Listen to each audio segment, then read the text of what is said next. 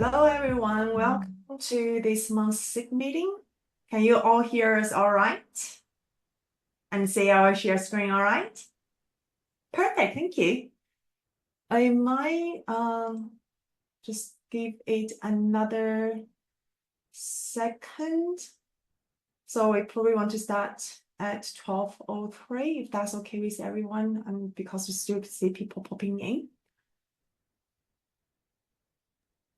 And the host, please remove my Fireflies note taker out of the meeting. It's just stalking me. And it is a busy time of the year, so I hope everyone is doing all right with their markings, their assignment, and their student inquiries.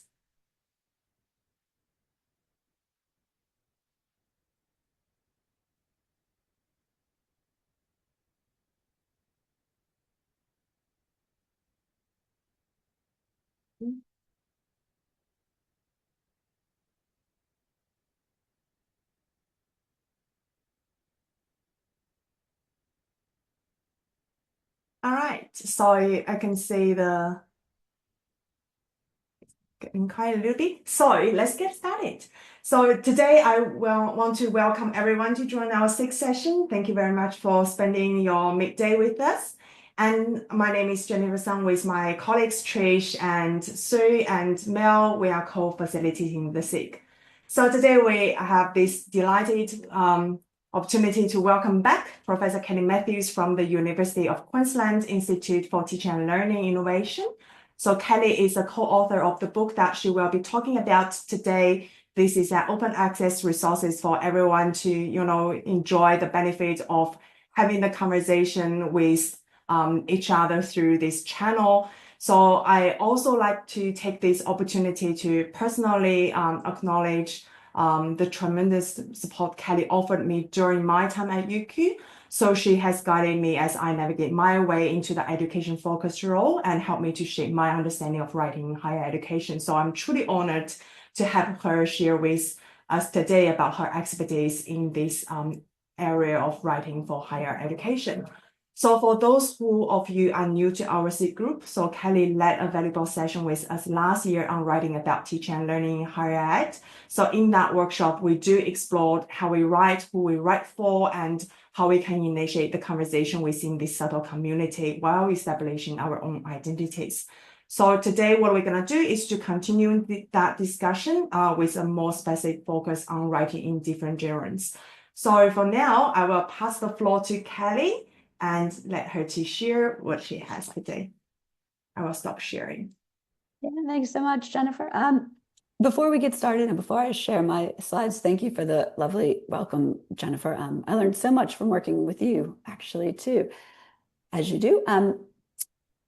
We might just, if you can just turn on your camera just for a second, just so we can see we're real people and sort of say hi to each other. Make sure we're not send our bots there and things. Okay. Good to see you, Ben. Hi, Diana, Emma, Gabby. Hi, Jacob. Sarah. Hi, everyone. Look, I'm joining from the lands of the Yagara and Turrbal people. I want to definitely acknowledge country that I'm on and say this is a fantastic way to spend lunch on a Friday afternoon.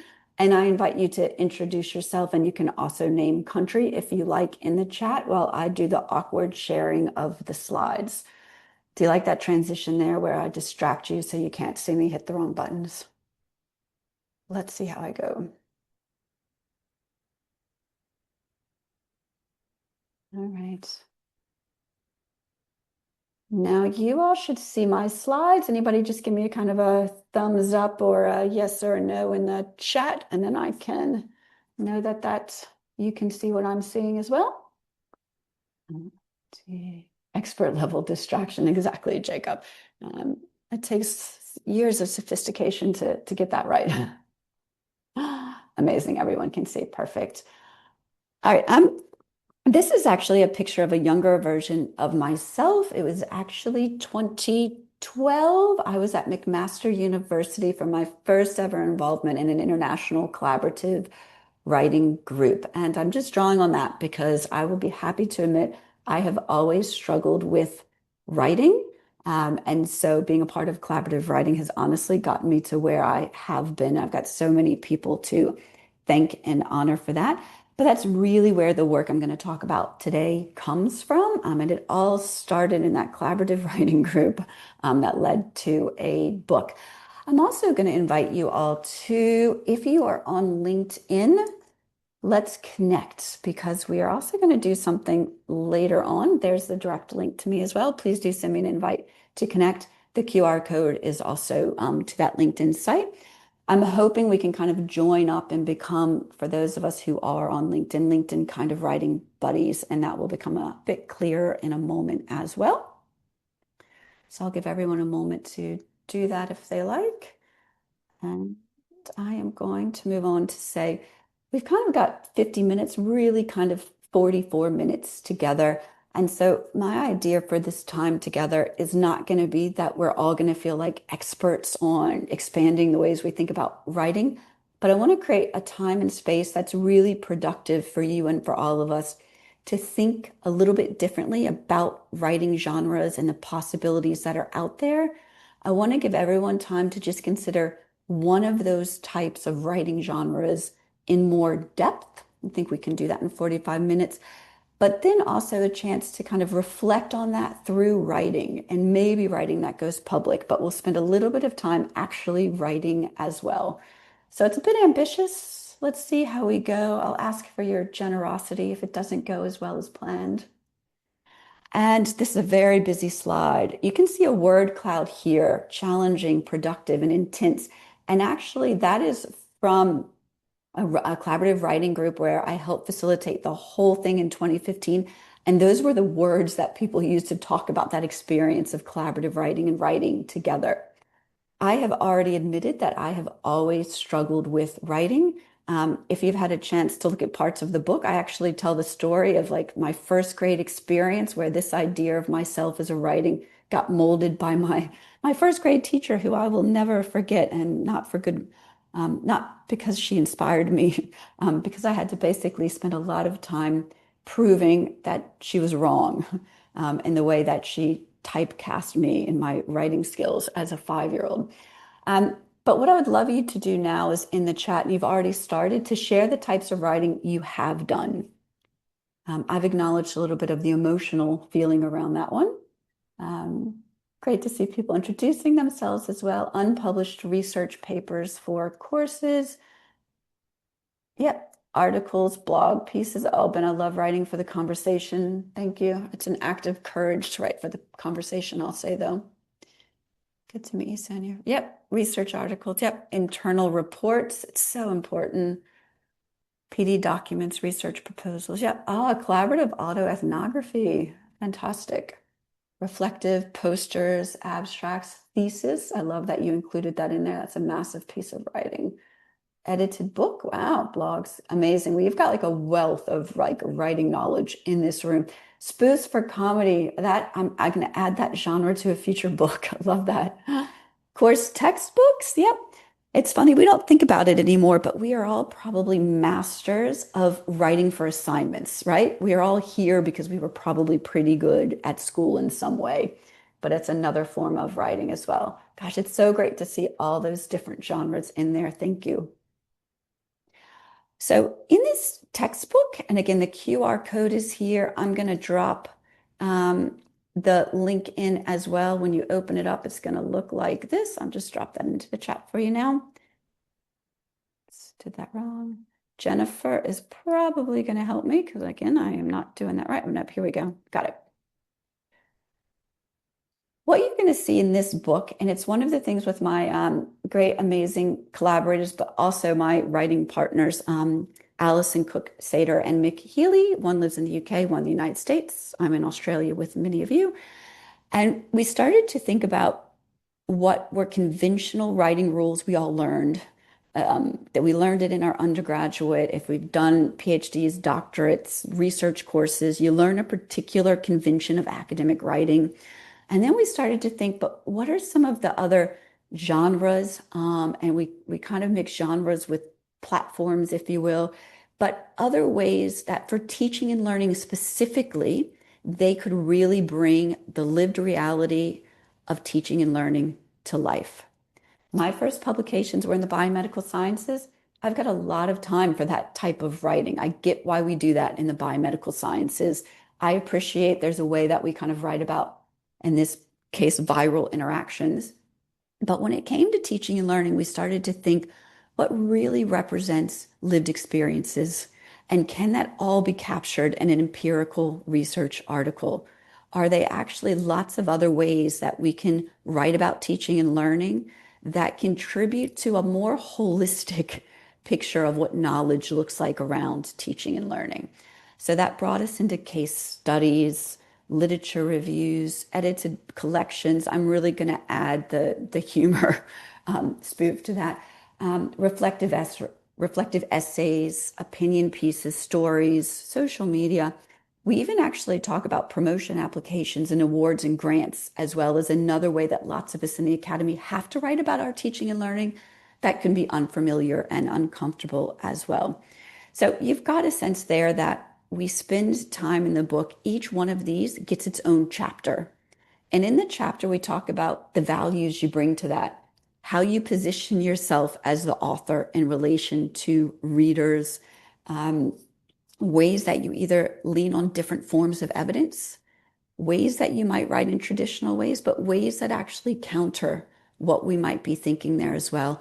And we talk about what each of these affords or offers, but also what you give up, right? All of these are sort of trade-offs, if you will. One of the things there, I want you to sort of think about this, and let's try to imagine a scenario, if you will. And this really is about the idea that sometimes an empirical journal article is not the best way to represent, or there's other ways there. So imagine you've got an insight about the emotional experiences of students using AI. I don't know about you all, AI has definitely challenged the ways I think about teaching, about how students are learning. And one of the things lately I've really picked up on is that for students, it is an emotional experience when they make decisions about whether or not they use AI or they do not. You might find that for yourself as well. So you're thinking about that. You've got this experience from your lived experiences, right, of being a staff member, of teaching, of engaging with students. What genre might help you share that most effectively? So you've got this insight and you're trying to think, if we go back to this list, what might be ways that I could actually share that's not a traditional research article? Think about that for a minute. I love people are starting to put in a blog. Blog writing might be one way to do that. Yep, a case study could be another way that you can do that. Yep, an essay. But we have to consider the audit metrics. I'll pick up on that one in a minute, okay? Reflection somewhere, reflective piece. Yep. One of the things I found when it came to writing about teaching and learning early on that frustrated me is that I wanted to be able to say my perspective is worthy of being shared. I didn't just always want to say, wait, I've got to wait till I get the data, then I've got to analyze it, then I've got to see what it says in that process there, a brief or a round table. I love that, a LinkedIn post. So the idea here is to think sometimes actually the way that we might want to present our expertise or contribution, or the way actually we just might want to connect with other people in our community, right? Through writing, isn't that? And it very well could be, actually, it is a reflective essay. It's actually a blog post, and I might want to share this little bit of insight and have it as an opportunity to engage. And increasingly, and I really feel optimistic about the future of teaching and education focused roles, of third space roles, of learning designers, as I see the way the Australian sector is moving in higher education. And part of that optimism is I am seeing as institutions mature around their policies for academic promotion, they're starting to actually recognize that what we care about, particularly in teaching, for teaching and education focused academics, is not the traditional research piece. We're actually interested in the impact. We're actually interested in seeing how that impact has changed policy, or it's changed other people's practices, as well as knowledge, or instead of. Recently at UQ, our teaching focused guidance has actually changed a lot, where you can make your case based on, I've made an impact on the practices of other people and how I've influenced that. And maybe that's not a research article. So metrics around, actually, I've got this many LinkedIn followers. I've got examples of how my work has influenced another institution to change their policy. Or I shared this practice through my blog, and then 10 other people changed their practices. And that actually impacted 10,000 learners at 5 different universities, right? So we're starting to see this sophistication in that. It might not be at your university yet, Kay, so I really do appreciate everyone's going to think about that. But I'm also going to challenge you to think about, I might write a research paper and it's in the best journal in my field, right? In teaching and learning, right? It's in business management education. It's a really big deal. And I got some citations, but actually then I wrote a blog post about it, and that drove up how many people engaged with it. I had a piece in the conversation about it, and then all of a sudden I got invited to give a talk. So again, sometimes these other bits of writing can be alongside one of our journal articles, or it can actually be what it is itself on its own that leads to that impact. It leads to other people engaging with it. And it doesn't just get me a citation, it gets me those examples that I need that says, actually, I did something different because of your piece. A citation doesn't tell us that, right? The citation could actually be somebody critiquing your piece, right? We all get that as we publish more as well. So it's thinking about how these genres can work together with the traditional or on its own to help us make that case. So one of the things I always think about, and this kind of comes to that point, who actually do we want to be our readers? How do we start to build up this sense of, I write about these things in my scholarship of teaching and learning, right? People really know that if they want to know, like, how is feedback working, right? I'm going to go look something up. I'm interested in engaging students as partners. I'm going to go look at Jennifer because I know Jennifer writes and practices that as well, right? So it's what we want to start to be known for, and in our communities, why we want people to read our work. So again, a key part of the book is not just we write for no one, we write for a discourse community. It helps us pick the journals that we write to. It helps us pick the conferences. And increasingly, it helps us think about, in the LinkedIn community, in social media, in my blog, who I'm tagging, who I'm talking with, who I'm imagining is reading that piece. So when you think about writing, you also think, well, who am I writing for? Who do I want to read this? And sometimes, and again, I want you to think about the work that one genre can do. I've written my traditional research article, and it was about, science curriculum and how students think about ethics in science and how we build that programmatically. And this is my own experience. I've written about these things. And I think I want a policymaker, right, to read this. So therefore, I think, you know what? I'm actually going to tag some people in a LinkedIn post and say, hey, have you seen this? I'm really thinking about ethics, and you've been setting this agenda through the Australian Council of Deans of Science, So again, I start to think about multiple ways my writing can all work to help me get that impact that I am hoping for and helping them to be able to find that. So you've seen here in this QR code, if you've seen it, I will open it up. It gives you a PDF that opens up to all of the genres from our book that we tried to put into a table that helped people to say, okay, this is what this genre does.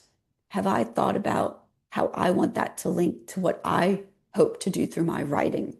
And this is what it looks like and where it might be published as well.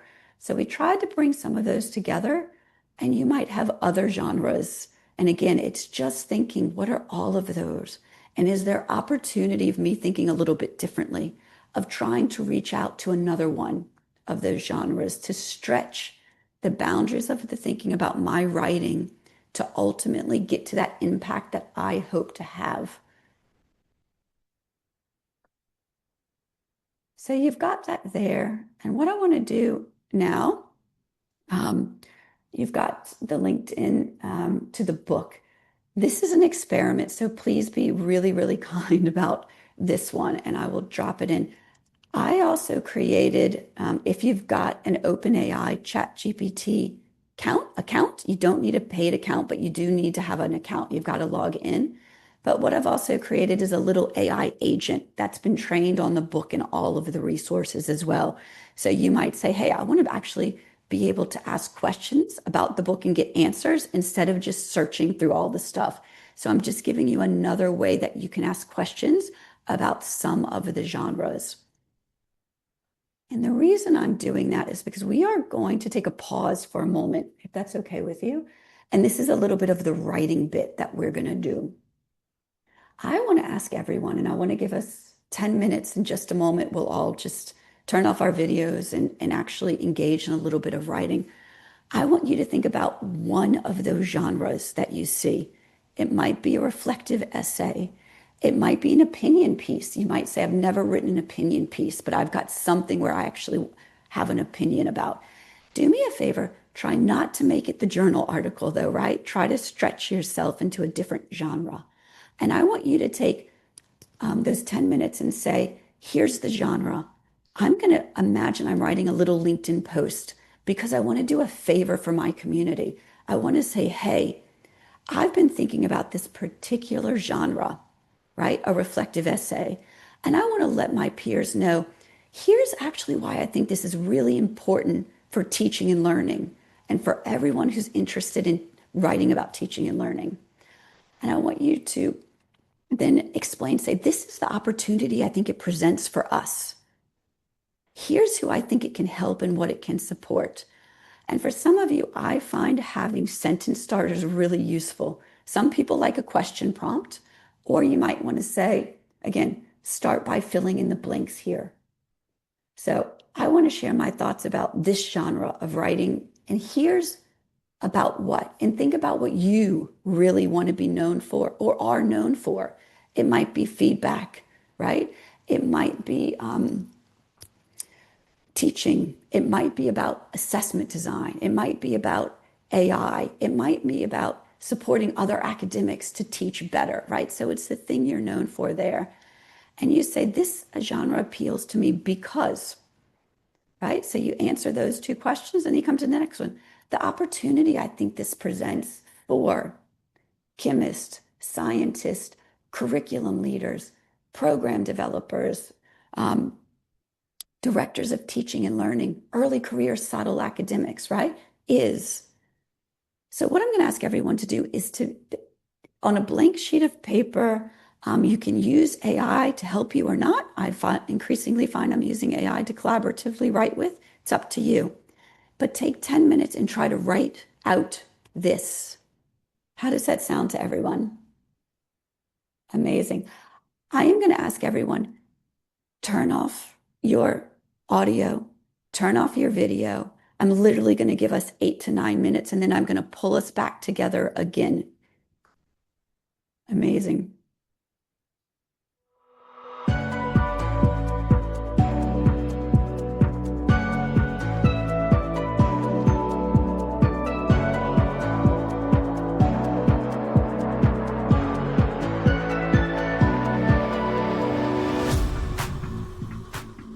Hi, everyone, and welcome back. That was quite experimental. Some people might just be so in the zone that they're not paying the least bit of attention, and they have turned off their sound too. I didn't think about that risk of this activity here. As people start coming back, what I wanted to do, and again, if you're able to, if you could turn your camera on, I would love everyone. Just first of all, just 1 or 2 words in the chat. How did that feel? And again, it's your feelings. There's no right or wrong way about how it feels. It's just how it felt to you. I love Kay's. That was so good. It sounds like you just ate lunch, like a dessert. I love the hearts coming up as well.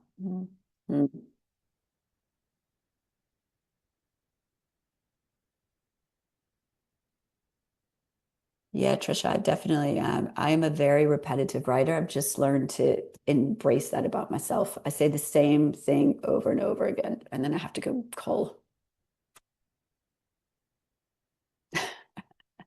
I love that, Alice. And sometimes for some people, it's very easy to write, but for that writing to have insight is a different thing. So I would take that insight as it was, yeah, a good insight, insightful, as in that for me is one of my measures. It's not the number of words. Yeah. It is challenging. I mean, it was 10 minutes, right? Yeah, productive and useful. I love that. I really, first of all, appreciate you for taking up the task. I've got some colleagues and they say write every day. That has never worked for me, but sometimes when I do feel stuck, I literally like just write for 10 minutes, just get it out, get yourself into the mode, which helps a bit. And sometimes I find a sentence starter really helps me too. Sometimes I imagine it is a conversation with someone in my mind, and I'd ask them this question. Here's what I think they'd say. And I find that actually helps me sometimes too when I'm getting stuck because I realize I don't know who I'm writing for, and it helps me to have somebody in my mind when I do that as well. I love that people are sharing stuff in the link as well, in the chat. Absolutely. There's lots of different genres too. I loved how someone put podcast.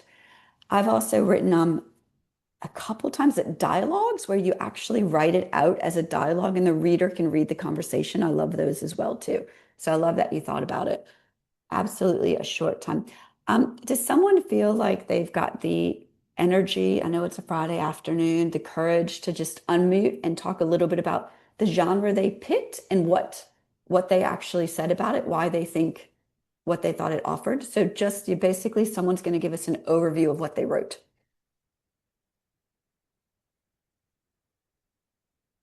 Mm. Go Please if you go ahead, like. Kate. Absolutely. Thanks. Yeah. Yeah, during that 10 minutes, I went and looked at the little book agent thing and asked it a question. I was interested in the blog post because I've never written one.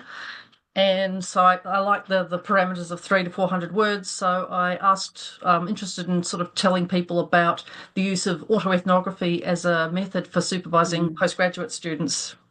And so I asked the AI agent what the book said anything about that, and there was a couple of paragraphs that were quite useful. Then I asked AI to write me a 300 to 400 word blog post that included that text from the book. And then I went back through it with my own experience and started rewriting because it kind of hits it, but the structure was there and the encouraging tone was there. And so now I just need to rewrite it so that it's my words, but it's then infused with my experience of supervising students using autoethnographies and encouraging other people to have a go at it as well. So I got very excited about that and I actually want to finish it and post it somewhere. So I love that, fun. Kay. Thanks. Thank you. Now, Kay just described a kind of a generative experience, and I love how you talked through that process as well. It's okay if your experience was not like that, and you might say, actually, I've got a counter experience, another way, or my experience of trying that 10 minutes. Or you could say, actually, mine was similar to Kay's, and I'm going to share it.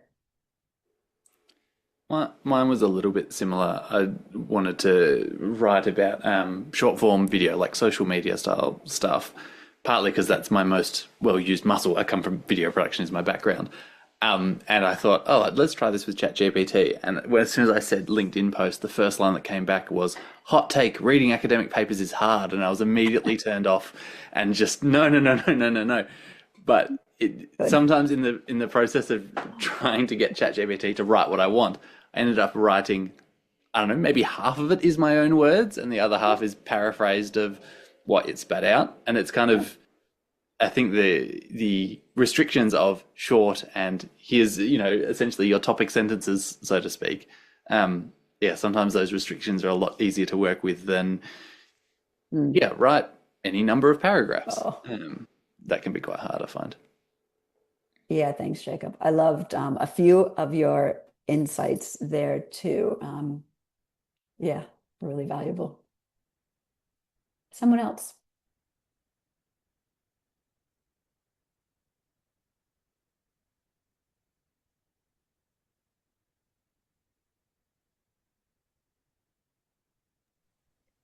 me tell you my one-track mind thought. Oh, I wrote about opinion pieces because I thought, well, that's something we can all do relatively quickly because I'm sure we all have opinion on things, but I thought they were a way that we can write something short and get it out there to get the feedback. I find there are some great people on LinkedIn like Tim Fawns and Phil Dawson and those guys. They do it really well. They kind of do not a brain dump, but like that to put something out there to get the feedback. And it's a much faster process than getting ethics and writing it up and then going through the publication. Even fast publication processes take a while. So if you've got a problem right now, I don't think it's a problem. I think it's an opportunity to transform our assessment. But how do we get the feedback from what everyone else is doing and all this? So putting that out there, and it's not just a random opinion. I think the sky is green.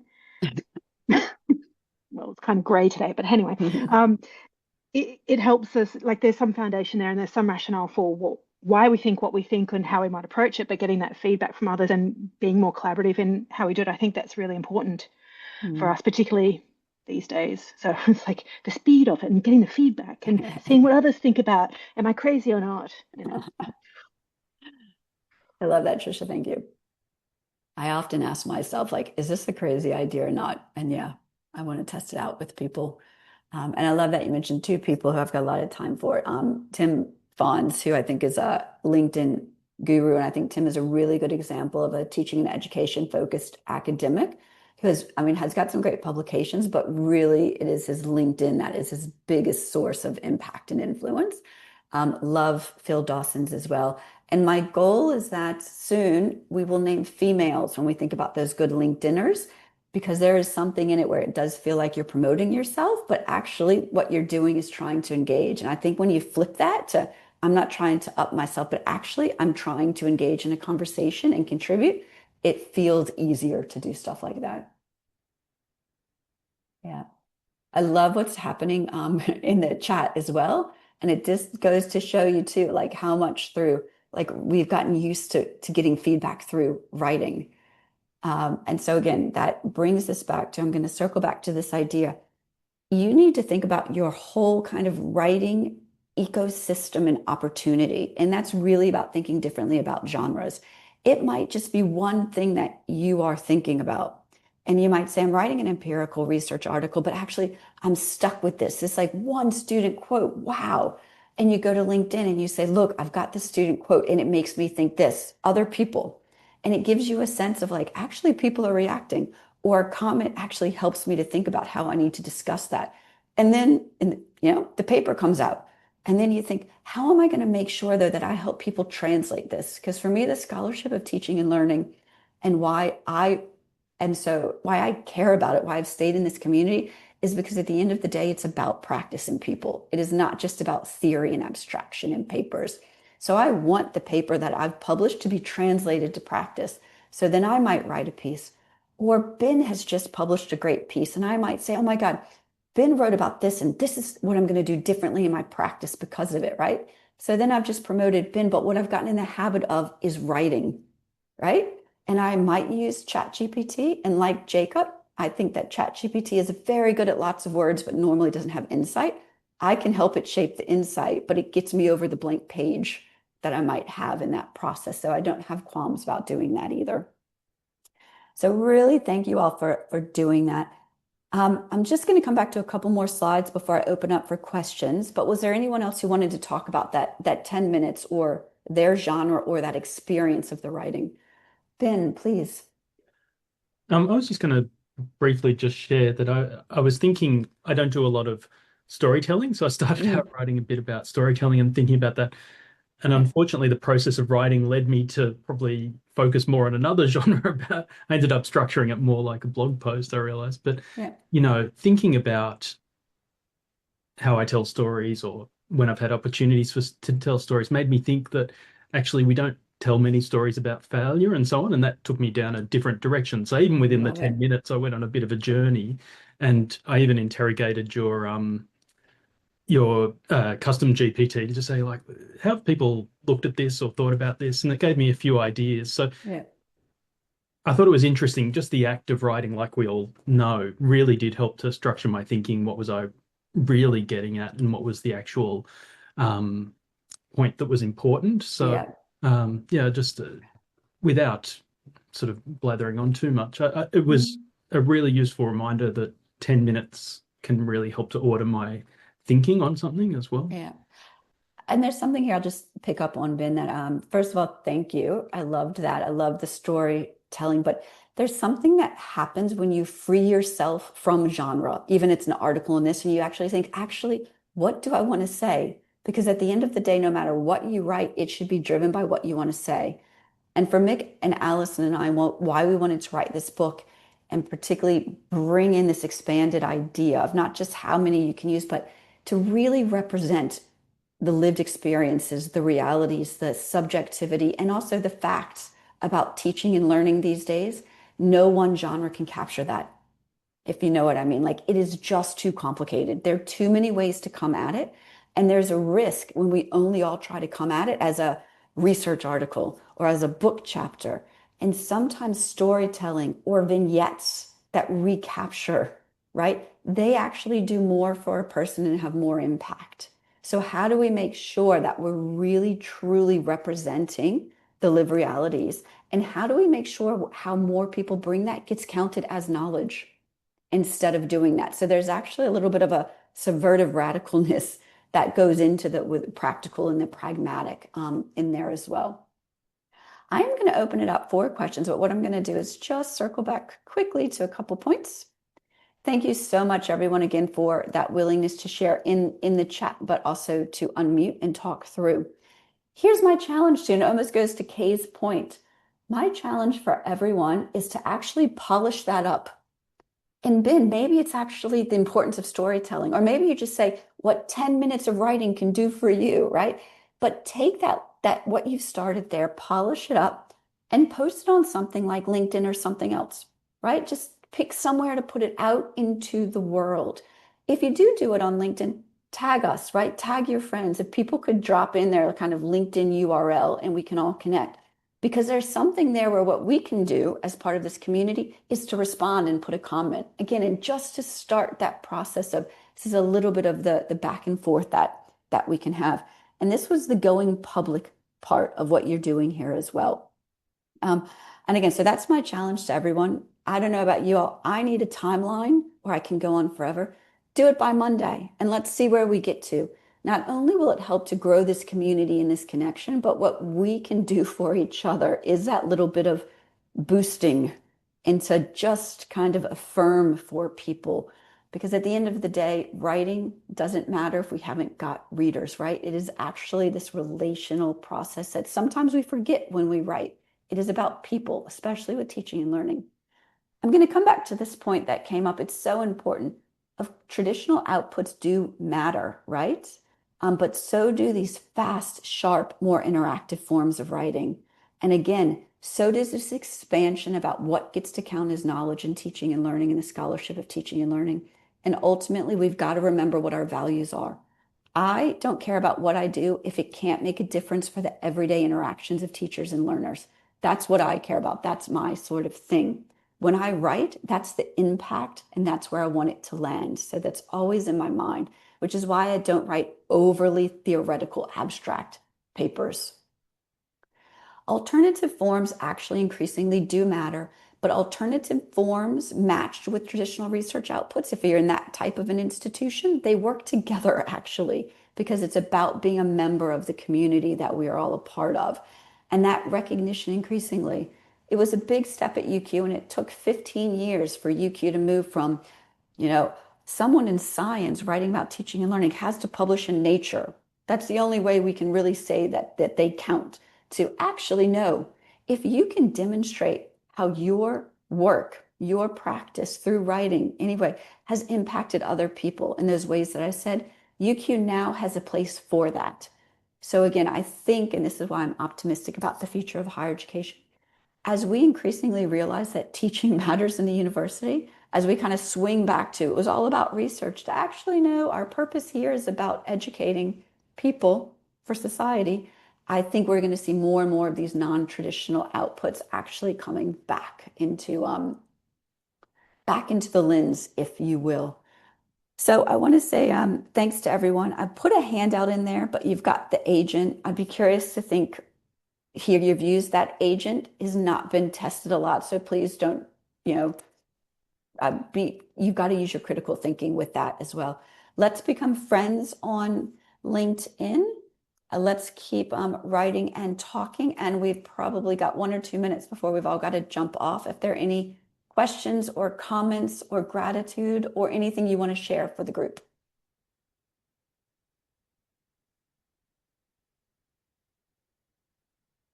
Yep, and definitely I think keeping up with the SoTL SIG LinkedIn group.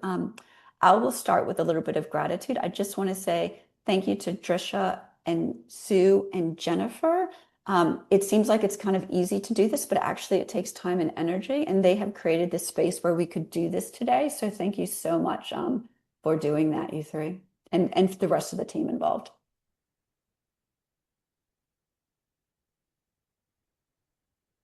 Making lots of new LinkedIn friends. Anyone else, any closing comments, thoughts, or just an expression of gratitude for a Friday afternoon?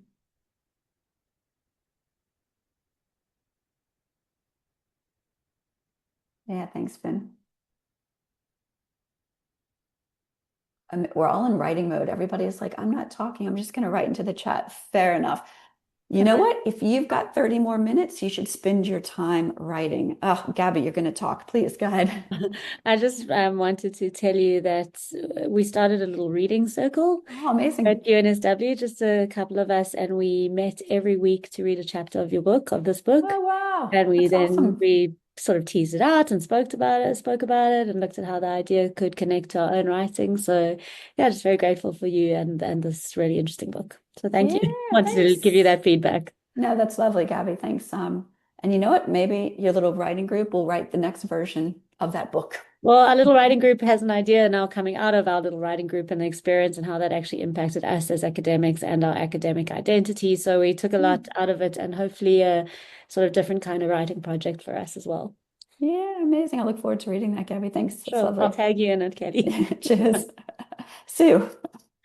I just wanted to ask, not you, Kelly, but everyone here. I'm seeing a lot of new faces. So there's a lot of faces I've seen before and a lot of faces that I've never seen before. And thinking about your talking about genres, Kelly, I'm curious as to what pulled people here who've never been pulled in before. Some of you I know are lurkers in the SoTL SIG LinkedIn group, and some of you I don't recognize at all. So I'd love to know what brought you in? How did you get in the door? Can you put it into the chat so that we can learn more about how to reach people, and feel free to sledge us or to say great things about us, about whether you're getting what you expected to get when you walked in the door. Please tell me. I'd love to know. Yeah. So I might reply. I'm new to this group. I'm at UTS. I'm at senior lecturer in teaching, learning and curriculum, but we're just running the fellowship, advanced HE fellowship program for the first time. And I'm, as somebody who's quite proficient in writing myself, I have been surprised how hard people find writing, particularly the genre, and then even trying to explain the genre of fellowship. But also we are looking at an academy as well, and also much more alternative forms of output. So yes, some research articles, but how do we think about dissemination in the SoTL space in multimodal forms, and what can that take? And yeah, I just feel like there's not a lot of scaffolding for academic staff in doing the identity work, and then just being proficient in multiple genres, and just so many things. So it's been a really great session. Thank you. Thanks, Elisa. It's not just academic staff, that's true. Yeah, all of us. Yeah.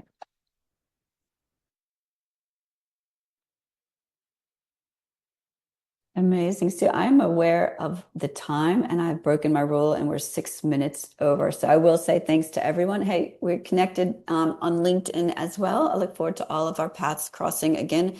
And think now we have a kind of like bump each other up, bit of a cheer group for our writing. Because when it comes to writing, I always need that. So I'll give it to you if you give it to me. And everyone have a wonderful Friday. Thanks.